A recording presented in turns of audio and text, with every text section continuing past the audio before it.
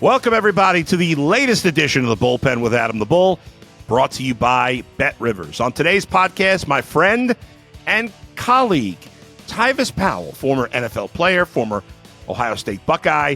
He's going to join me to talk maybe a little Buckeyes, but mostly about the Browns, the passing of Jim Donovan, the emotion of the weekend, and the big win, and Denzel Ward. They're friends. What's the future for Denzel? That and a whole lot more with Tyvis Powell next in the Bullpen with Adam the Bull, brought to you by BetRivers. You're watching Adam the Bull on the BetRivers Network. All right, welcome back to the Bullpen with Adam the Bull, brought to you by BetRivers. And joining me now for the first time, I believe. It is. It is. My friend Tyvis Powell, who one of my co-hosts from the Ultimate Cleveland Sports Show. He's on The Fan in Columbus. He's on the Browns post-game show. Yeah. I've got a million jobs. Big Ten coverage. Where are you going this weekend for Big Ten coverage? We're going to Nebraska this weekend. Iowa was cool last week. But this week we're going to Nebraska. I don't know that anybody's ever described Iowa as cool before, but it was better than I thought because I got a buddy. I got a couple of friends that I play with in the NFL that was Hawkeyes, and I connected with one of them. Like this the town, and he was like, it's like a little slice of heaven. So I had some time to go around. They got like a little mini mall. You know, they fans is proud there, so it was actually not bad at all. I wouldn't personally go there for college, but. If that was like my only scholarship, I think I have a good time. All right, fair enough. Listen, you have a good time anywhere if you're with the right people. That's true too. Tyvis, of course, also the part of the last Buckeye National Championship team. We're not going to see one of those anytime soon. With the lousy coach. Don't do that. Don't do that. It's coming. It's coming soon. It's coming soon, man. Listen, last Saturday wasn't great, but they got the W. At the end of the day, that's the most important thing. That's true.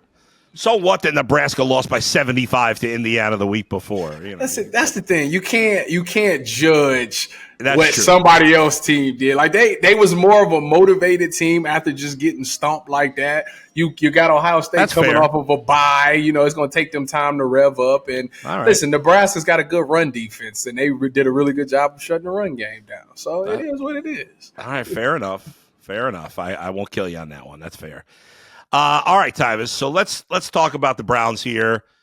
What was your number one takeaway after that game? Because there's a lot of things it could be. I was curious. Like, what was your number one takeaway?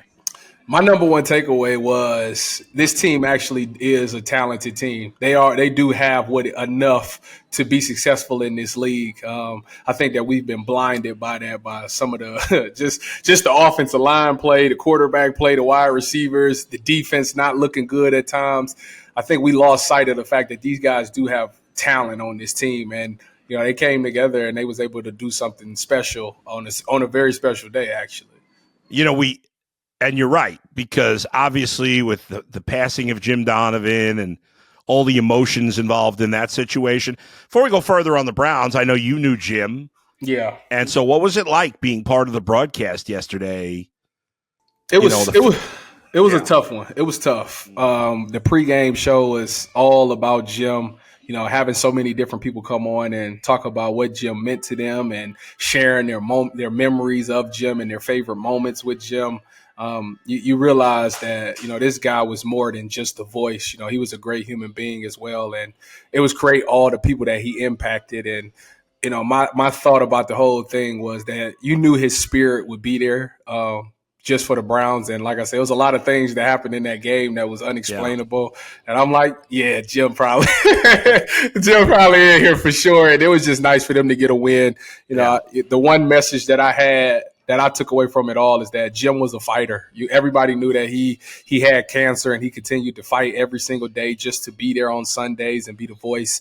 And it was good to see this team show that same type of fight. Obviously, we're talking football versus life and death, but to see that fight, they fought so hard to win that game yesterday, and it was a good tribute to the late, great Jim Donovan. No doubt. And, the times have changed, and I mentioned this on UCSS today, and obviously, radio is not what it was 10, 20, 30, 40 years ago. There's so many ways to listen to things now. There's such an oversaturation of games.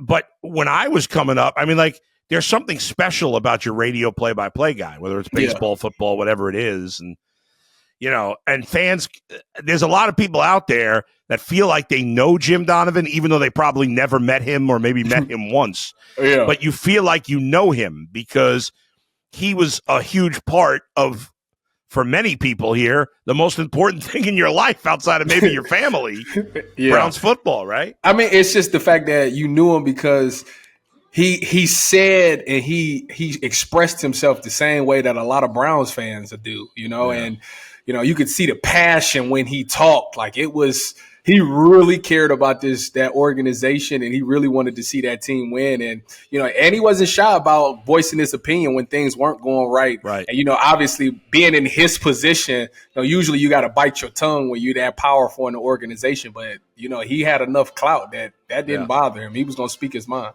I really respected that because as you said, a lot of play-by-play announcers are afraid to do that, worried about their job, being a homer. I think the best play-by-play guys are exactly like Jim was. You know that he wants your team to win. Yep. Because obviously Jim was completely emotional about the Browns. He loved them, but not be afraid to rip the team when necessary, which certainly he was not. Yeah. But Tyvis, let's get back to the game itself. You talked about this kind of the takeaway was that it reminds you of the talent on the team. I feel like over the last couple of weeks, we've been questioning that. We were like, well, did we overrate the talent? Right. Right. And maybe I still think there's some degree of overrating of talent. I think every fan or even media members that are closely aligned with a team are going to sometimes overrate the talent on the team. For sure. Right. Especially last year because they kind of overachieved a little bit. But clearly, they have way more talent than they've showed the first 7 weeks, and we saw it this week on all three phases for the first time all year. Well, I think it starts to justify some things. Like for example, Cedric Tillman was the guy that on the show we joked. Mike McNuggets was like he's going to be the second leading receiver, and we you're out to lunch on that one. And they go on and they traded the DPJ and they traded Amari Cooper.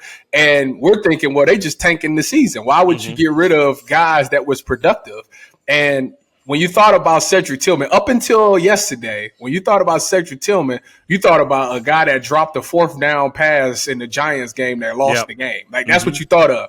But now he goes out there, he has 99 yards, he has 2 touchdowns. It's like, wait a minute. Okay, I see why now y'all decided to trade DPJ. I see why y'all might be comfortable moving off of Amari Cooper. Elijah Moore came to Your life. guy. I've been trying to tell people for months. This man that made me look bad for months, and it's been the quarterback the whole time. No, it was nice seeing him get going again. And to me, Jameis had the same effect that Joe Flacco did. Before Deshaun was in there, we looked at this receiver group like, who are these guys? Aren't good enough. Right. I think Jason was the one that was like, they're the worst separating group in the NFL or whatever.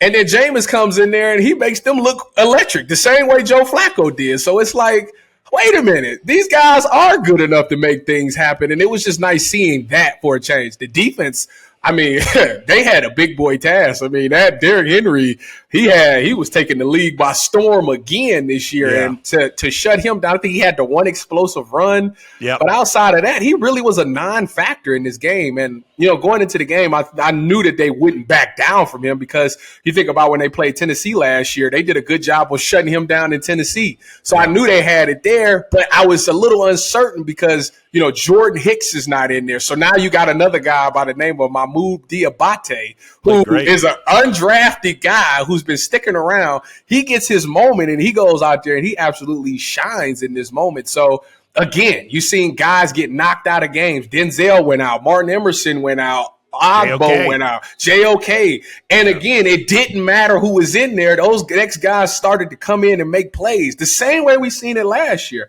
And it's unfortunate that it takes the quarterback to go down to spark the rest of this team. But this is literally 2 years in a row that the same thing has happened. Now, granted, it's only one game. It's a small sample size. And I don't want to put too much into it because Baltimore's defense, they were without their starting 2 corners. Let's put that out there. They also are ranked 32nd in pass defense as well. So, those things do play a factor in the success of the Browns yesterday. There's a lot to unpack, a lot of good stuff that you had to say there. I mean, I think the biggest difference, and you compare it to Flacco, and it is very similar, right? Mm-hmm. Jameis has always been this guy that he doesn't worry about interceptions. No. He is going to throw the ball. He's going to try to make the big play. He's going to go downfield. He's going to anticipate, hey, your job's to get open. I'm going to throw it. You got to get open. Or you don't get open, I'm throwing the ball. And I think it particularly stood out when he threw an obvious pick on that last drive. I mean, that's Kyle Hamilton's got to be still, as a DB yourself. I mean, he's just beating himself up today. Wait, right? Them the hardest ones to catch. The ones that's right to you is the hardest to catch because it shocks you. Like, this is the NFL quarterback we talking about. He threw it straight to me, and it just catch you off guard, and you drop it. Right. And they could have easily, after that play, gone conservative, tried to run the ball and settle for a field goal. Instead, they attacked even further downfield with the pass to Tillman, and the difference is that Joe Flacco and Jameis Winston are playing unafraid. Yeah. I mean, right? And Deshaun was afraid to throw the ball downfield. Well, I also don't know how accurate he was. I mean, his deepest what was his deepest pass was the one to Amari Cooper like week 1 or 2 or something like that. The Giant, or what is it, Jacksonville, whatever it was. Yeah. So we hadn't really seen him push the ball down the field. So it was like, can you still do it? Are you not confident in yourself? Because these guys, these wide receivers, they can make plays, or the good quarterbacks throw the guy open. That's the thing. Like you can have the guy blanketed, but if he put it in the spot, like, you gonna catch it 9 times out of 10. Yeah. And Jameis was doing that, and I think you're right. They playing with house money. Joe Flacco was on a 1-year deal off the couch. He had nothing to lose. Jameis Winston, he's a former first-round pick. He got money in the bank. He ain't got nothing to lose. Like, if they don't want me, so what? Like, I'm gonna just go out here and just have fun and do what I do best. And that's exactly what I think the difference is. I had one friend say to me, man, I'd run through a wall for Jameis. And then I had another friend say to me, I think Jameis is the biggest phony. I don't buy anything he says. Two different, extreme opinions on the same guy. What's your take on Jameis? Like, he's a little crazy, I think, but I think it's all legit, right? I think it's definitely genuine. Listen, I haven't been around Jameis. I got friends that played with Jameis, but I never really asked about him. I think Jameis is who he is. I don't think that's a front.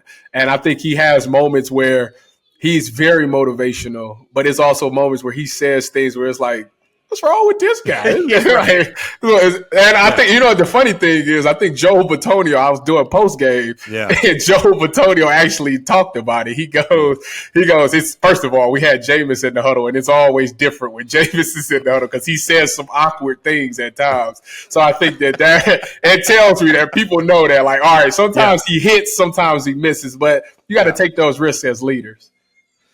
Yeah, no doubt. And that was another big thing. Obviously, the offensive line played well here. Nobody left the game with injury. Let's talk about DeJuan Jones, another one of your Buckeyes. Yes. Jason actually got word today that at the beginning of the season, DeJuan weighed 415 pounds. No, I'm serious. I know you are. That's what makes it even funny. Exactly. And I was saying in the beginning of the year, I'm saying, listen, I'm a fat guy, and fat guys know when other fat guys are lying about their weight. And they were saying he's 350, 360. I'm like, there's no chance he's 350, 360.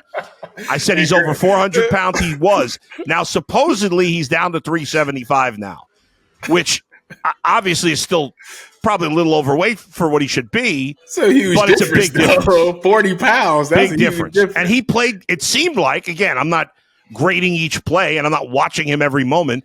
It seemed like he played a hell of a game yesterday. What do you think the difference was? First of all, the Buckeyes always got to come in and save the day. That's just how we roll, boy. We always Noah Brown did it. Now we got DeJuan at left tackle. We just do what we got to do to win games. Yeah. Anyway, with that being said, no, I think that yes, losing weight helps, but he's also a big guy. And it's not like the Baltimore pass rush isn't good. They got some good pass rushers over there, but trying to get around this big guy buys time. I was looking at the play that Jameis hit Tillman on for that touchdown. DeJuan did just enough to give Jameis enough time to get the ball down the field. It wasn't perfect. By any means did he actually get the block. Like, the guy ended up getting around him, but because he's so big, it bought Jameis just enough time that he was able to make that pass. And I think a lot of that took place. It's going to take some getting used to. Going from right to left is very difficult. Like I said, the only way I can explain it is I did punt protection, and kick sliding on the left and kick sliding on the right is two totally different things. I could not go to the right, but I can do it on the left. And I feel like that same thing happens with the left tackle. Yes, losing weight is going to help him be agile, but he still has to get comfortable, just getting in his protection, doing his kick slide, understanding, hey, this guy's a speed guy, so I got to be able to kick out further, quicker, or this guy's going to try to bully me, so I got to, be able to anchor down, which nobody should probably bully him.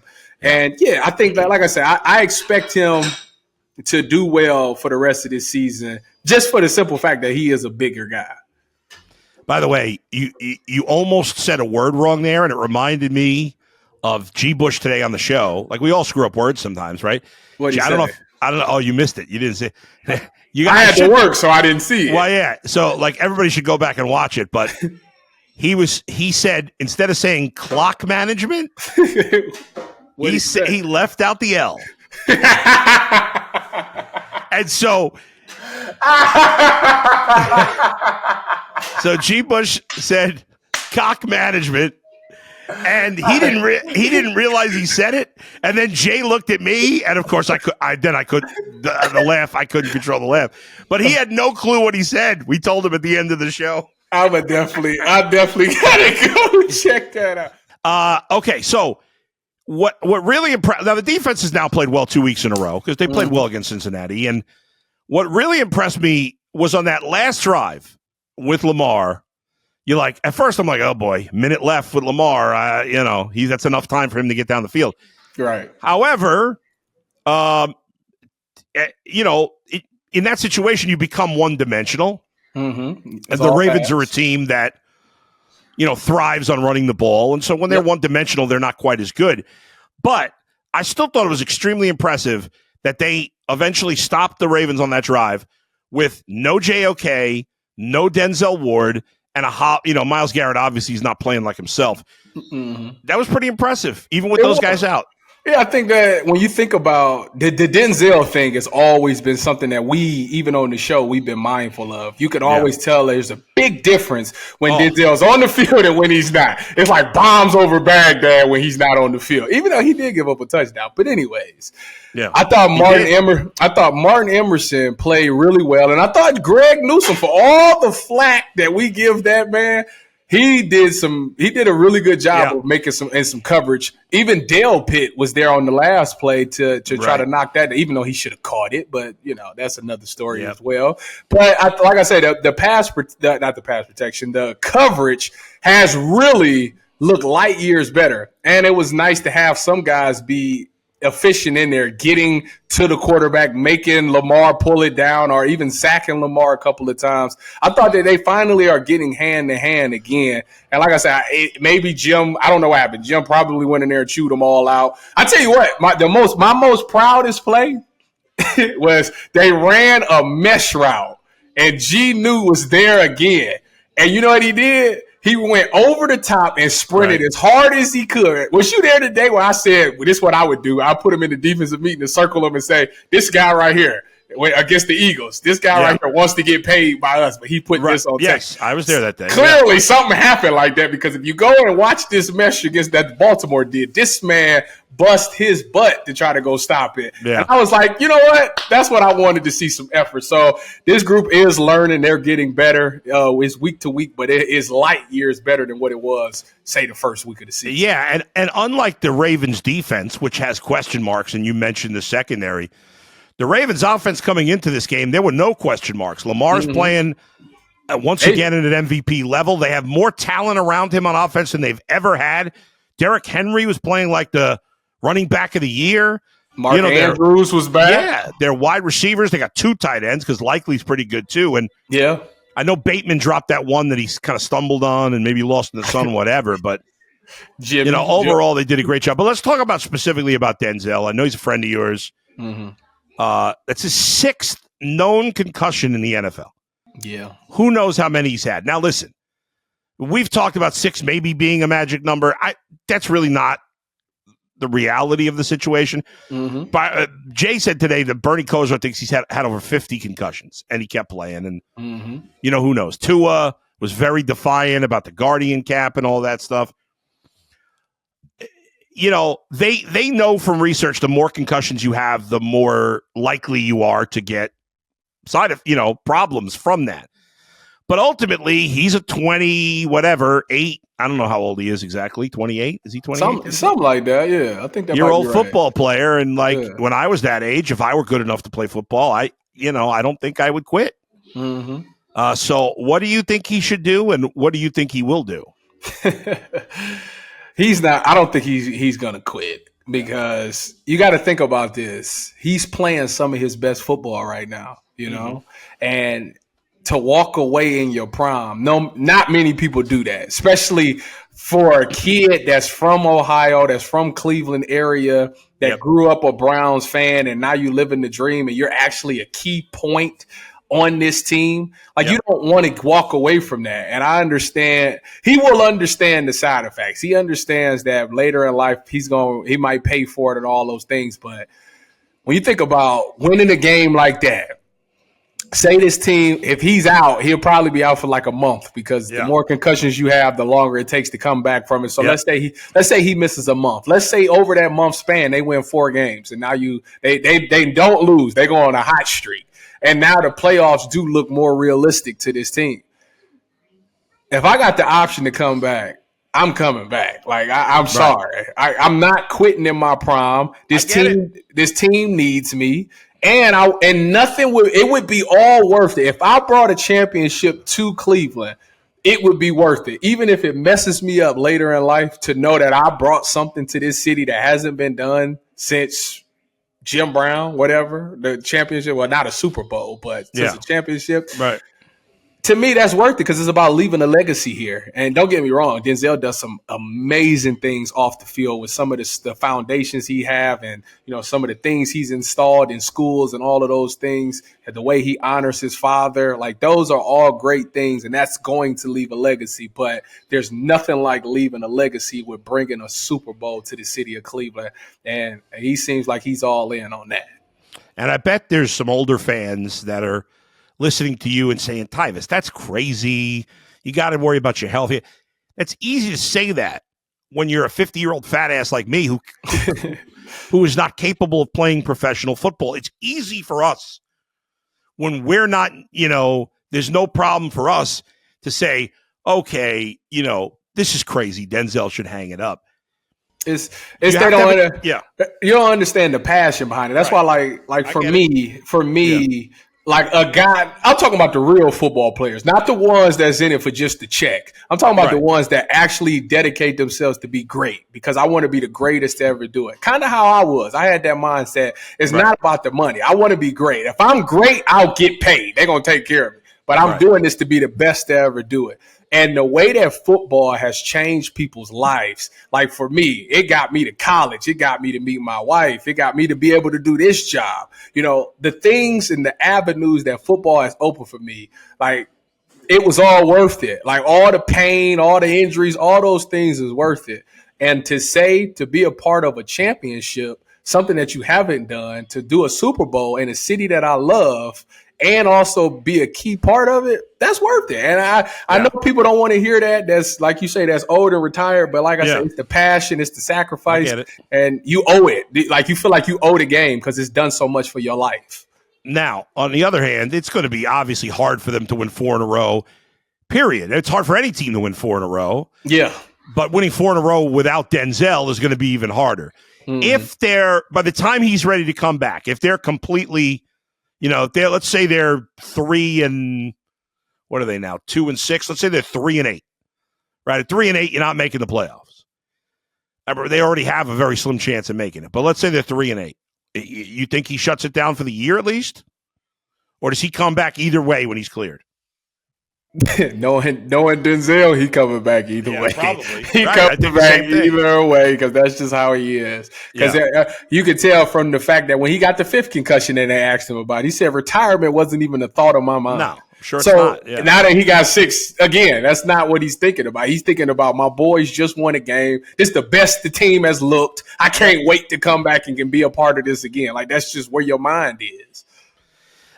One other injury to talk about, obviously, JOK was very scary because at first we didn't even know, like, is this a spine injury? Could this be something very serious? Yeah. Obviously, that's scary. When he gives you the thumbs up as he's being carted off the field, everybody felt a lot better. And then certainly we got the news later last night that he's moving all his extremities. So looks like long-term, at least, he's going to be fine. But it was scary. As a former player, what's that, take us into the head of all the players when a moment like that happens. It is the worst feeling in the world when you see somebody get carted off, because at that moment you don't care about football no more. It's not even important. It's not fun. None of that, because it's like, is he going to be okay? Right. And then it's so hard to sit there for 15 minutes watching your teammate get put on a stretcher and carted off. And then you're going to tell us, all right, let's go play football again. It's everybody don't want to play like that anymore after that. Don't get me wrong. Obviously, the game still stay competitive, but it's your whole perspective and mind is thrown off, because it's like in that moment you ask yourself, is this even worth it like that? And obviously you got a job to do and you're going to do your job.